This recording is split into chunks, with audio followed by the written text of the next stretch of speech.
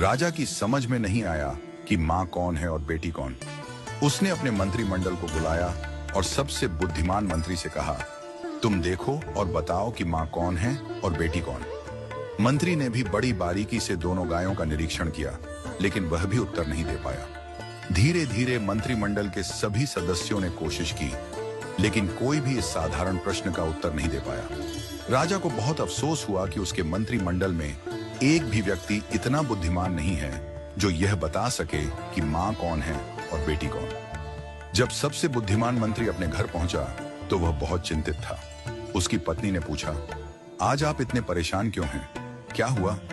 मंत्री ने कहा, आज राज्यसभा में एक व्यक्ति 2 गायें लेकर आया था और पूछा कि इनमें माँ कौन है और बेटी कौन। हम सबने देखा, लेकिन दोनों गायें एक जैसी दिखाई दी। कोई भी यह साधारण सा उत्तर नहीं दे पाया। मंत्री की पत्नी मुस्कुराई और बोली, कल मुझे भी राज्यसभा में ले चलिए, मैं इस प्रश्न का उत्तर देने की कोशिश करूंगी। अगले दिन जब राज्यसभा पुनः लगी, मंत्री ने राजा से अपनी पत्नी को सभा में लाने की अनुमति मांगी। राजा ने अनुमति दे दी। मंत्री की पत्नी को बुलाया गया और दोनों गायों को भी सभा में लाया गया। मंत्री की पत्नी ने कहा, महाराज, मुझे एक अवसर दें। उसने दोनों गायों के सामने घास के एक एक टोकरे रखवाए। जब दोनों गायें घास खाने लगीं, तो थोड़ी देर बाद मंत्री की पत्नी ने घोषणा की, यह गाय माँ है और यह गाय बेटी है। वह व्यक्ति जो गायें लेकर आया था, उसने तुरंत सहमति जताई और कहा, आपने बिल्कुल सही पहचाना।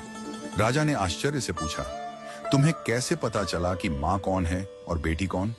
मंत्री की पत्नी ने समझाया, जब मैंने दोनों के सामने एक जैसा घास का टोकरा रखा, तो जो बेटी थी उसने जल्दी जल्दी अपनी घास खा ली और अपनी माँ के टोकरे में भी खाने लगी। दूसरी ओर माँ ने घास खाने की गति को धीमा कर दिया, आराम से खाने लगी। एक माँ ही इतनी निस्वार्थ होती है कि खुद भूखी रहकर भी अपनी संतान को खिलाती है।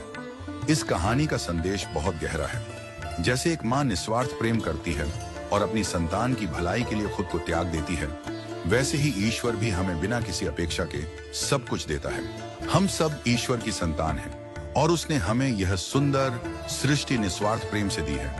हम अक्सर ईश्वर से केवल अपनी इच्छाओं की पूर्ति की प्रार्थना करते हैं, लेकिन कभी यह नहीं पूछते कि हे प्रभु, आप खुश तो हैं? जिस तरह हमें अपने माता पिता का सम्मान करना चाहिए, उनसे बातचीत करनी चाहिए और उनकी खुशी का ध्यान रखना चाहिए, वैसे ही हमें ईश्वर से भी संवाद बनाए रखना चाहिए। यदि हम अपने माता पिता से दिन में बस एक बार पूछ लें कि आप खुश तो हैं, तो उनके आशीर्वाद से हमारे जीवन में कभी दुख नहीं आएगा। पूजा पाठ या मंदिर जाना जरूरी नहीं, लेकिन